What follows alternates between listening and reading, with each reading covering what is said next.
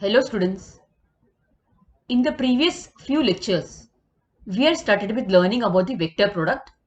So we know that if A bar and B bar are two vectors, then their product is given as A bar cross B bar, which is equal to mod A mod B sine theta, theta being the angle between them, into n cap, where n cap is a unit vector which is perpendicular to both A bar and B bar. This was just to remind you about the vector product. We had already done sums 1 to 12 of exercise 5.4. So today we begin with the 13th sum now. The question is, find A bar if A bar cross I plus 2A bar minus phi j cap is equal to 0. Okay, so here in this case, suppose A bar has to be found out. So A bar is unknown. So we write let A bar is equal to xi plus yj plus zk. Okay, where we want to find out x, y and z over here. Now they have given us A cross I. So first let us see what do we get by doing A cross I. Okay, A cross I is this vector, that is xi plus yj plus zk when we cross it with I vector, unit vector I. So we are going to get x I cross I plus y j cross I mean.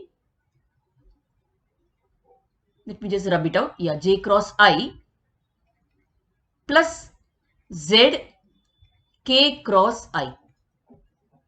Now, previously we have discussed that if we do I cross I, we are going to get 0. If we calculate j cross I, we are going to get minus k, and k cross I gives us j. So thus we substitute those values over here. So we get over here x into 0, which becomes 0. Y into j cross I gives us minus k.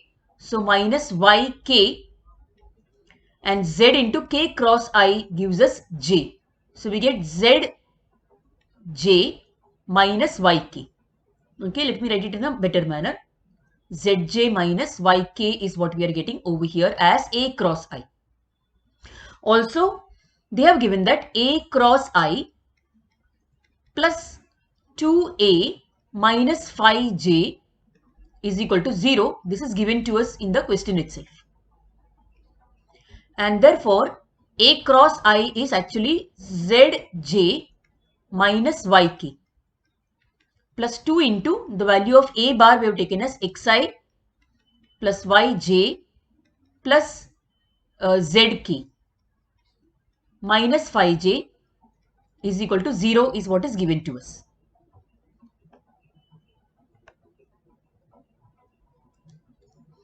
Then therefore, okay, what we do in the next step is, yes, we multiply 2 in the bracket.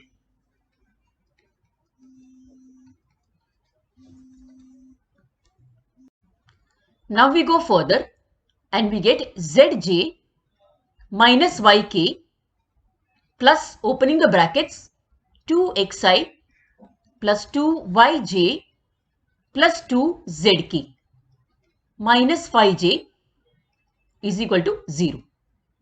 Now we group together all the terms containing I, j and k. We observe that there is only one I containing term. So we get 2xi, and also we group together now the j containing terms. So we get plus zj plus 2y and minus phi. So plus z plus 2y minus phi j, and whatever remains are the k terms.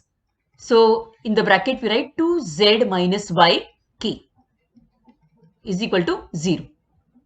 Okay. Now we equate the LHS and the RHS. So by the equality of vectors, we get 2x is equal to 0. Similarly, z plus 2y minus phi is equal to 0, and 2z minus y is equal to 0. Now from here, from the first term, we are going to get x as 0 because 2x is equal to 0 gives us x is equal to 0. Now, suppose this equation is 1 and this equation 2. So, from equation 2, we get 2z is equal to y, or y is equal to 2z in other words. Therefore, equation 1 becomes, substituting y is equal to 2z in equation 1 becomes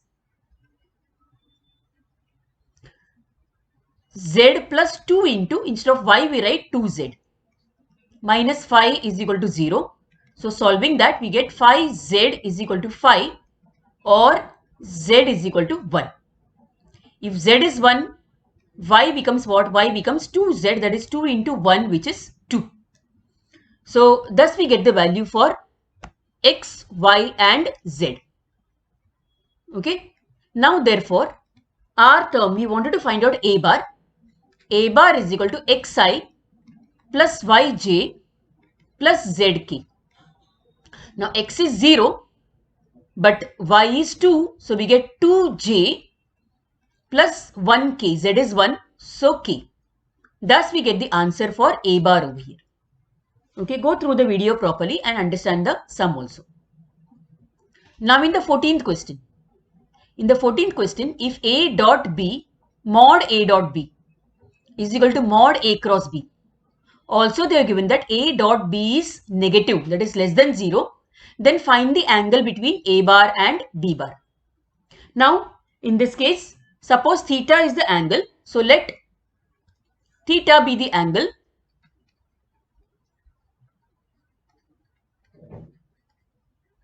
between a bar and b bar. We want to find this theta actually. Okay. Now here they have given us mod a dot b is equal to mod a cross b. This has been given to us. Now the formula for a dot product, it is mod a mod b cos theta is equal to the mod of this value actually is equal to mod of mod a mod b sin theta. This is the magnitude of the cross product actually, mod a mod b sin theta. Okay. Now also they are given that a dot b is negative. So when we remove the mod sign from here, we put minus. So negative of a, that is mod a mod b cos theta is equal to mod a mod b sin theta. Obviously, a bar mod a mod b get cancelled from both the sides. And thus now we are going to get minus cos theta is equal to sin theta. Now you know that sin upon cos is tan. So therefore sin theta upon cos theta is equal to minus 1. That is tan theta is equal to minus 1. And in this case we can write tan theta is equal to minus tan pi by 4, because we know that tan 45 is 1. So minus tan of pi by 4. Converting it into allied angles, we get tan of pi minus pi by 4. In the second quadrant, tan is negative. And simplifying that value, we are going to get, therefore, tan theta is equal to tan of 3 pi by 4. And therefore, theta becomes 3 pi by 4 or 135 degrees actually. Okay, so this becomes the answer for theta. Now in the next question, consider it as an important one from the board point of view, because it has been asked many a times in board. Prove by the vector method that sine alpha plus beta is equal to sine alpha cos beta plus cos alpha sine beta. It is actually alpha, not a. It is written like sine a over here, this value. As you can see, it is actually alpha. Okay. So we have to prove by vector method this particular value, which we have learned in the last year. It is compound angle formula. We have learned it in the last year. But then here we have to prove this formula by vector method. So as you can see from the figure, angle XOP and angle XOQ are standard angles. They are in the standard position. What is the meaning of standard position? They have the vertex at the origin. O is the origin over here. Okay, the vertex is the origin. And OX becomes the positive x-axis the initial arm of the angle. The terminal arm OQ and OP lie in these two quadrants which are there. Okay, so lie in the XY plane actually.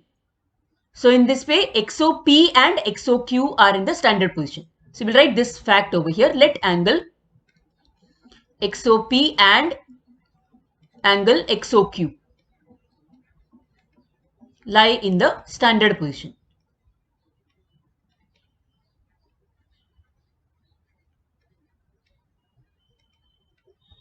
Such that angle XOP measured in the clockwise direction. Angle XOP is measured this way in the clockwise direction. So this angle measure is going to be negative. So angle XOP, we take it as minus alpha. And angle XOQ, which is measured in the anti-clockwise direction this way, okay, we take that angle as beta actually. So angle XOQ is equal to beta. Okay, so one angle we are getting negative and one angle we are getting positive. Now, let A and B, let A be a point on ray OP.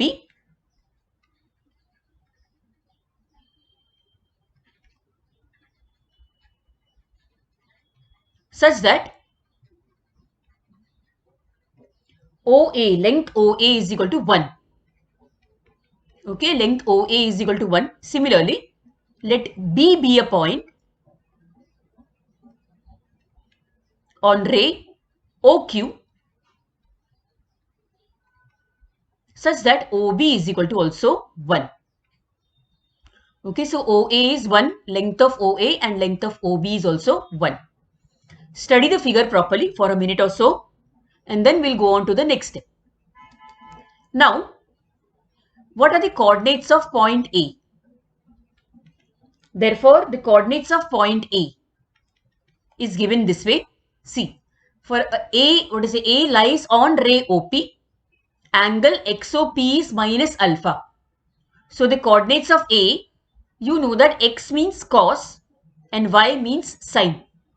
So A is given as cos of minus alpha and sine of minus alpha. So X coordinate is cos minus alpha and Y coordinate is sine minus alpha for A. That is, A becomes this way. That is, cos of minus alpha is cos alpha. So A becomes cos alpha and B is sine of minus alpha is minus sine alpha. So thus, the other coordinate, that is Y coordinate, not B, but the Y coordinate becomes minus sine alpha. So that is for A, point A. What about B? With respect to B, the Y coordinate of X coordinate of B becomes cos beta and the Y coordinate becomes sine beta. Okay, so we get the coordinates for both of them. Now, suppose what we do over here is we take the vector OA bar. Vector OA bar from the origin. See the figure once again. From the origin O. Okay, if we take the vector OA bar, then we get OA bar in terms of I, J and K as cos alpha I cap minus sine alpha j cap. Since there is no K coordinate, we write 0 into K cap. Similarly, OB bar can also be written as cos beta I bar I cap plus sine beta j cap plus 0 K cap. Now what about OA cross OB? Can we find OA cross OB from this data? Okay, then your answer would be yes, we can find OA cross OB from this data. That is OA cross OB.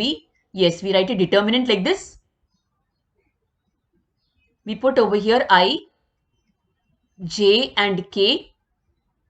Okay, first we put the coordinates, the coefficients in terms of OA with respect to OA, which is cos alpha minus sine alpha and 0. And with respect to OB, it becomes cos beta, sine beta and 0. Solving it like a determinant, we are going to get cos alpha sine beta cross multiplying cos alpha sine beta plus sine alpha cos beta. solve it like a determinant, okay, into k cap. Because of the zeros which are there in the third column, you can see the zeros over there. So I cap and j cap terms are not there at all. Okay, they become 0. So we just get the k cap term. So this is the answer for OA cross OB. Now OA cross OB can also be written in another way. Okay, suppose I just draw the figure in a rough manner over here just to show you all this. Okay, this is the x and y axis, origin O. Okay, and in this case OQ and OP are here. Similarly, this is B and this is A. Okay, now from this figure, if this angle is alpha and this angle is beta, minus alpha and beta, going in the anti-clockwise direction, the angle between OA and OB becomes alpha plus beta. So that is what we are going to write away. Just to show you that angle, I drew the figure once again. So the angle between OA and OB is alpha plus beta. Okay, that is one fact which we know. Also, the unit vector perpendicular to both OA and OB. How to find this unit vector? We find this unit vector by remembering that OA and OB lie in the XY plane. That means both of them are perpendicular to the Z plane. That means a unit vector perpendicular to both OA and OB is K. So we mentioned this fact over here. Okay, so in this case, now we can find OA cross OB by using another formula. Isn't it? The proper formula for a cross product. That is OA cross OB becomes actually mod OA mod OB into sine of the angle between OA and OB is alpha plus beta. So sine alpha plus beta into the unit vector perpendicular to both of them is k cap. So this is another formula for OA cross OB. Okay. Now, therefore, now mod of OA, we know that the length of OA is 1. So mod OA becomes 1. Mod OB also becomes 1. So OA cross OB becomes sine alpha plus beta into k cap. Okay. Suppose this particular statement, that is OA cross OB is cos alpha sine beta plus sine alpha cos beta k. Suppose this statement is 1 and this statement is 2. Both 1 and 2 mean the same thing. Therefore, from 1 and 2, we have sine alpha plus beta k cap is equal to cos alpha sine beta plus sine alpha cos beta into again k cap. Now k cap gets cancelled and thus we get the formula which we have to prove actually. That is, we get this compound angle formula sine alpha plus beta is equal to cos alpha sine beta plus sine alpha cos beta. We can write it in any order because the plus sign there in between them. We can even write it this way.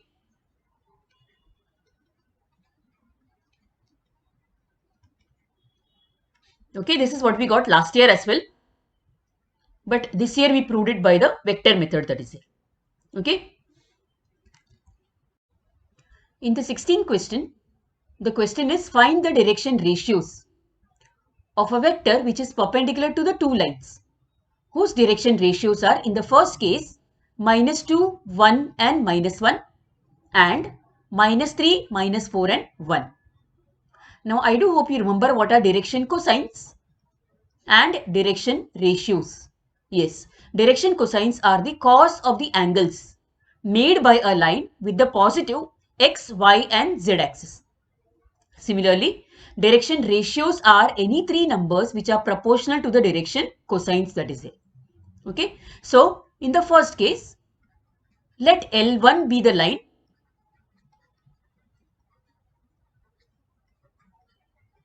whose direction ratios are given by are actually -2, 1 and -1. And similarly, let L2 be the other line.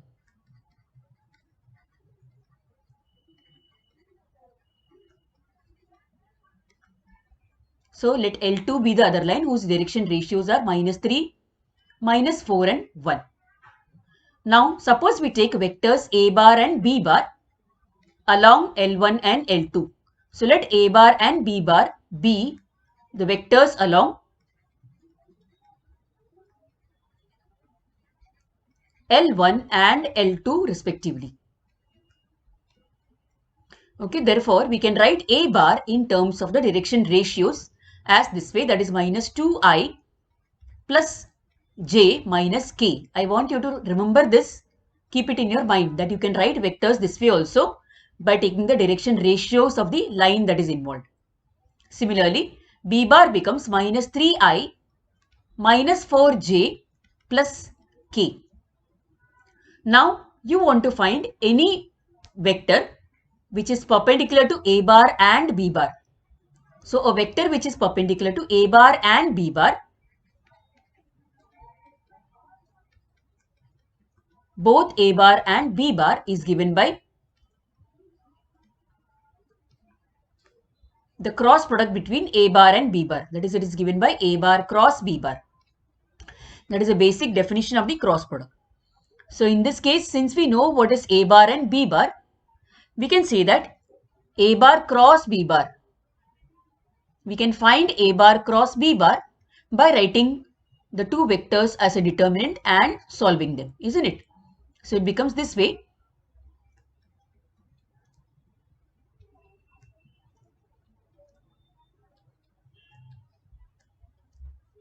Okay, and solving this equation, we are going to get, in this case, 1 minus 4i bar minus -2 minus 3 j bar or j cap, okay, plus 8 plus 3 k cap, which gives us actually -3i plus 5j plus 11k. So this becomes the vector which is perpendicular to both A bar and B bar. Okay. Now the required direction ratios of this vector is what we are supposed to find. So the direction ratios of the required vector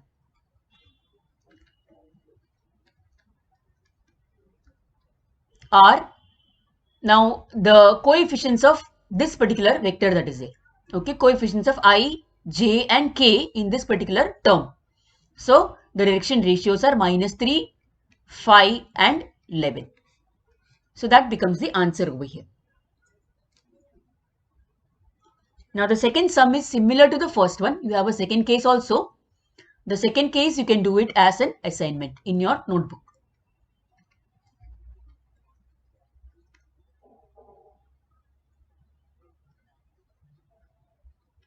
Okay. Now we move on to the next sum in the particular exercise that is it. The 17th sum.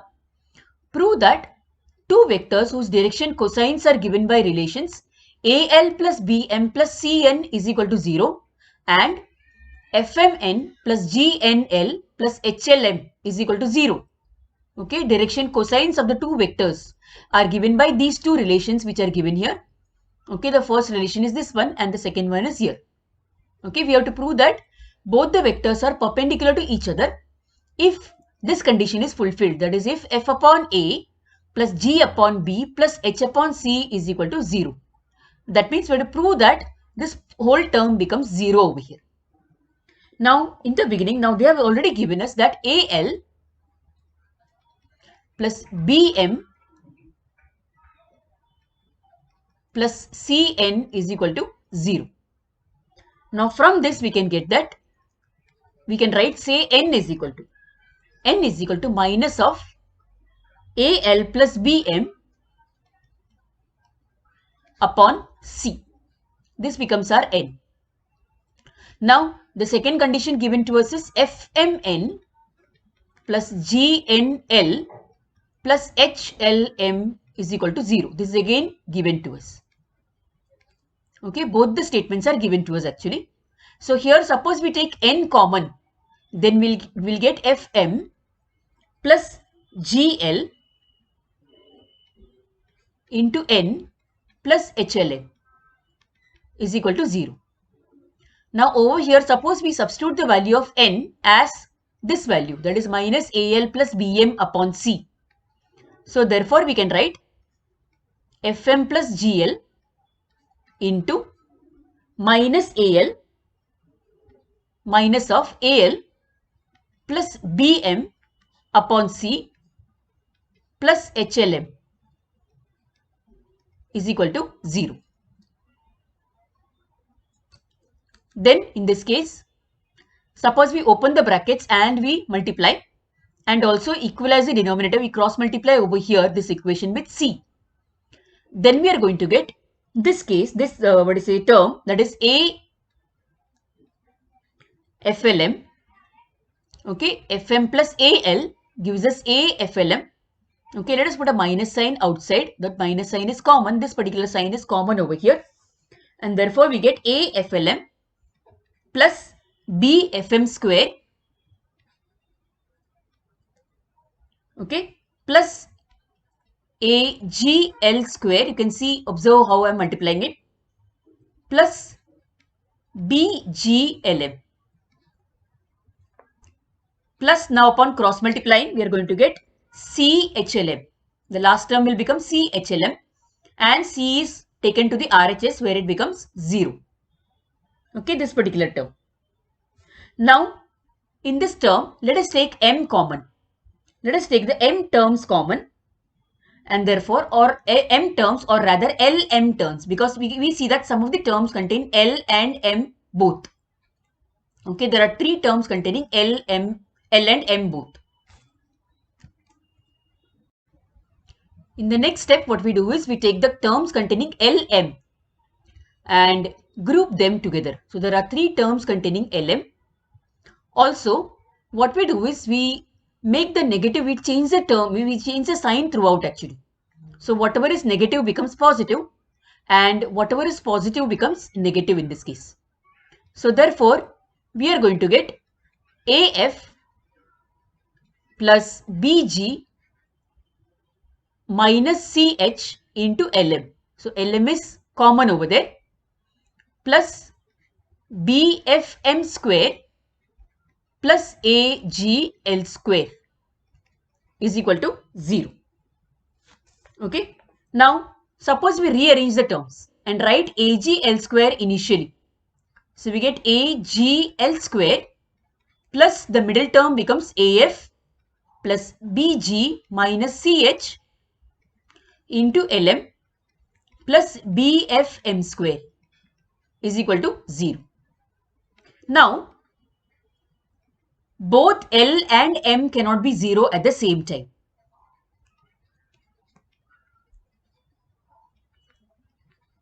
Why so? Because if we have L and M as 0, then N also would become 0 because we had used N. We had stated N in terms of L and M initially in the sum. Okay, N we had taken as AL plus BM upon C. If you can see this particular term, we had written N as AL plus BM upon C. So therefore, all 3 cannot be 0 at the same time. What is the reason? Because in that case, because L square plus M square, we know that L square plus M square plus N square is equal to 1. So all 3 cannot be 0. Okay. Now, so let me state over here that this cannot be the case.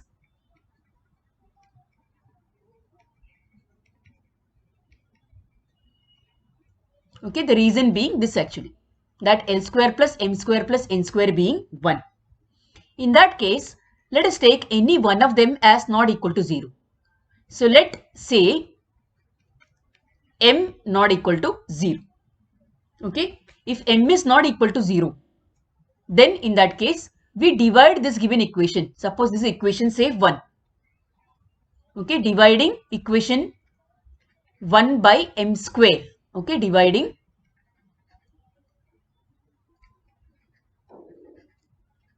equation 1 by m square.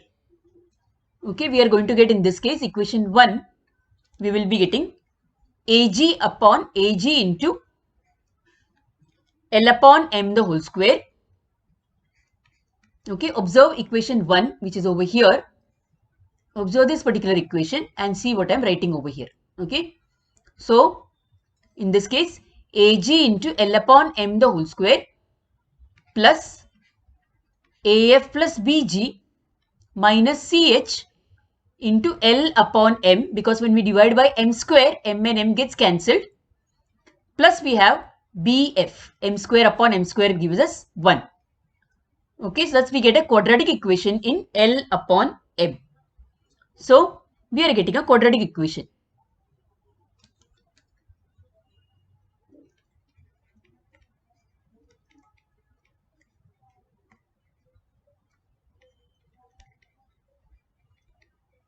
Where L upon m is the root of the equation. Okay, now what are L, M, N? These are the direction cosines of a line. So suppose L1, M1, N1 and L2, M2, N2 are the direction cosines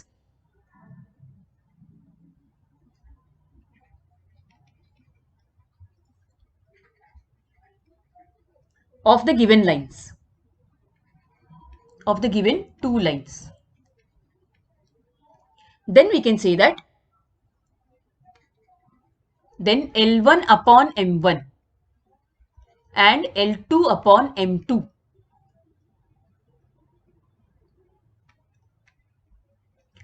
are the roots of the equation, are the roots of this particular equation which we got over here. Let me number it as 2.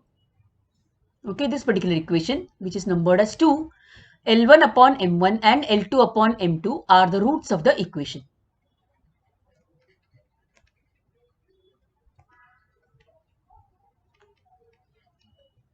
Okay, thus we have, see, for a quadratic equation, what are the products of the roots? Suppose the equation is ax square plus bx plus c.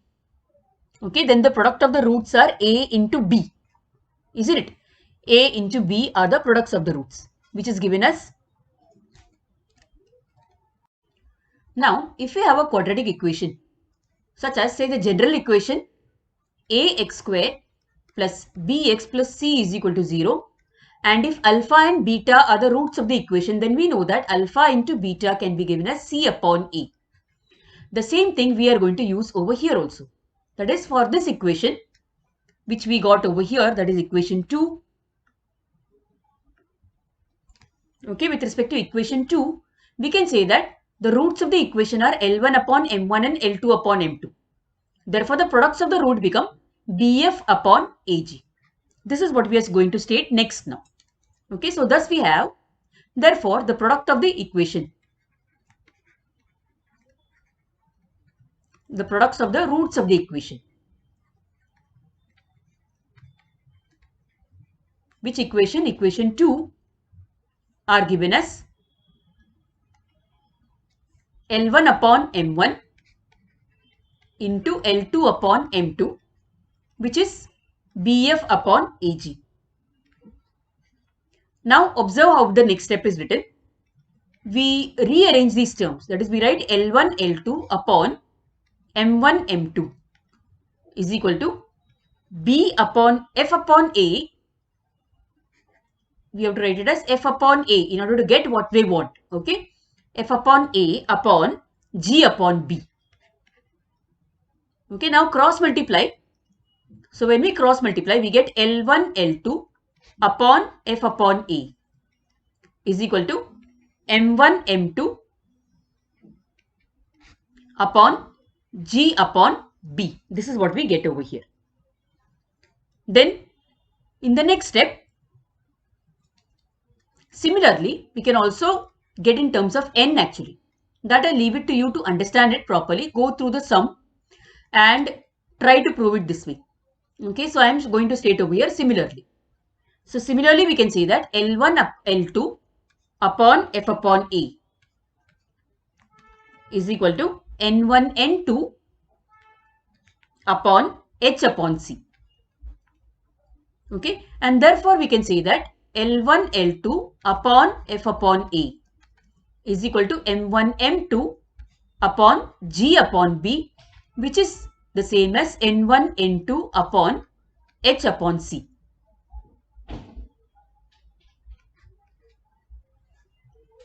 Okay, then in this case, suppose we write all the three terms as lambda. Say lambda is a constant over here. And therefore, we have L1, L2 is equal to lambda into F upon A. Okay, M1, M2 is equal to lambda into G upon B. And N1, N2 is equal to lambda into H upon C. Okay. Now, in the theory, in our previous lecture, when I talked about the theory regarding the dot product, okay, regarding direction cosines and direction ratios, I had told you to remember, keep this thing in mind, that the lines are perpendicular if this condition is obeyed. That is, if L1 L2 plus M1 M2 plus N1 N2 is equal to 0. Okay, that is, if we have lambda into F upon A plus, in this case, lambda into G upon B plus lambda into H upon C is equal to 0.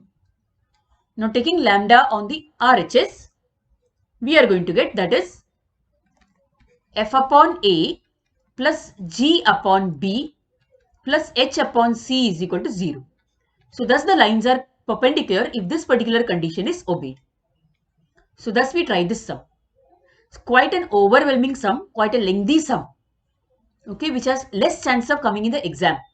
So, you can understand this sum, but do not stress your mind with learning this sum that is there. We go to the next sum now. In the next sum, if A 1, 2, 3 and B, the coordinates of B are 4, 5, 6, are 2 points, then find the foot of the perpendicular from point B to the line joining the origin and point A. Suppose M is the foot of the perpendicular drawn from B to the line joining O and A. So let me state this fact over here.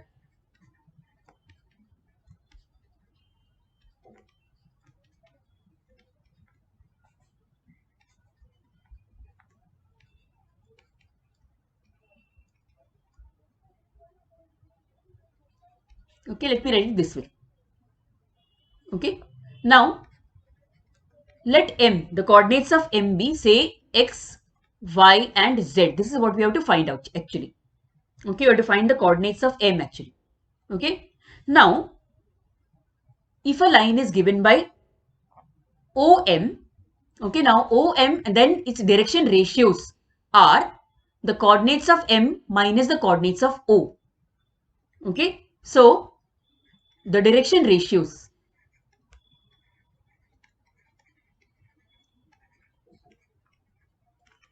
of OM are actually X minus 0, Y minus 0 and Z minus 0. Remember, O is the origin.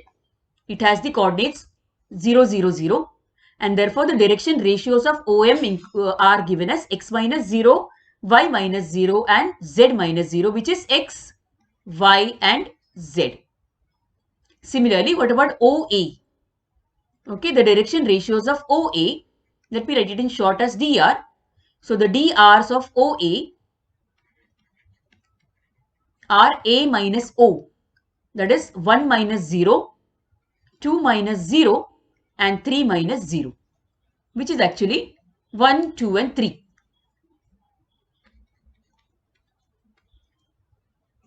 Okay, now the points O, M and A are collinear.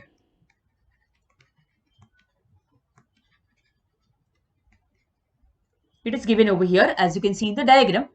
In the figure also, the points O, M and A are collinear and therefore their direction ratios are proportional. Therefore, we can say that x upon 1 is equal to y upon 2, which is equal to z upon 3, which is any constant. Say k is the constant over here. Okay. Then, therefore, we have x is equal to k by cross multiplying, y is equal to twice of k, and z is equal to thrice of k. Okay. So, m is given by k, 2k and 3k. This we keep in mind. Now, what about bm? Okay. The direction ratios of bm. Let me show you the diagram once again. B has the coordinates 4, 5 and 6 as you can see in the figure. Okay. And what about M? M we had taken as X, Y, Z. So what are the direction ratios of BM? It becomes M minus B. Okay. So in this case, the direction ratios of BM, let me state it that way. The direction ratios of BM, remember it is M minus B, that is X minus 4.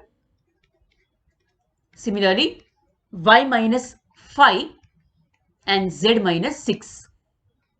Okay. Now, since X is K, Y is 2K and Z is 3K, we have K minus 4, 2K minus 5 and 3K minus 6.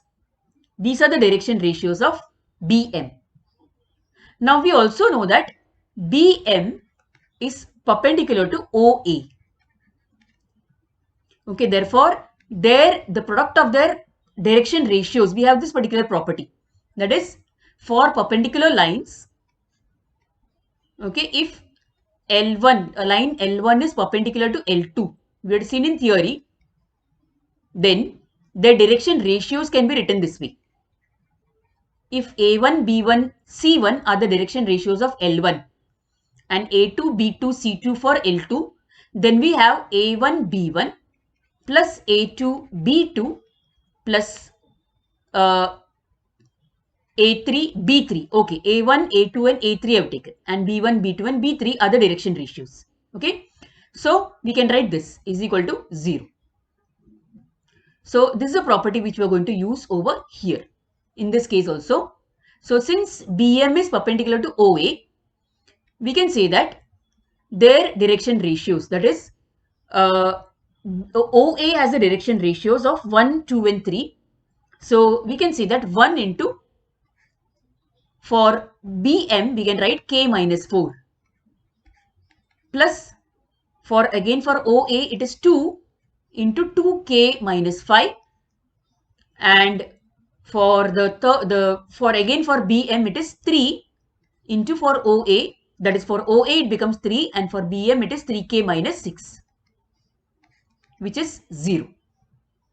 Okay, so solving this further, so therefore solving it further, we have K minus 4 plus 4K minus 10 plus 9K minus 18 is equal to 0. And therefore we have 14K is equal to 32 and therefore K turns out to be 16 upon 7. Therefore, the coordinates of M are what we want. The coordinates of M are X, Y and Z, which is actually K, 2K and 3K. So substituting the values of K, 2K and 3K over here, we get 16 upon 7, 2K becomes 32 upon 7 and 3K becomes 48 upon 7. So thus we get the values for M actually. So the last two sums are a bit difficult. You have to really understand them. Okay, you really have to study them and then understand them. So with this we finish this particular exercise. Okay, in the next lecture we'll meet with the next concept. Till then, keep practicing. Stay safe and healthy, students. Thank you for listening.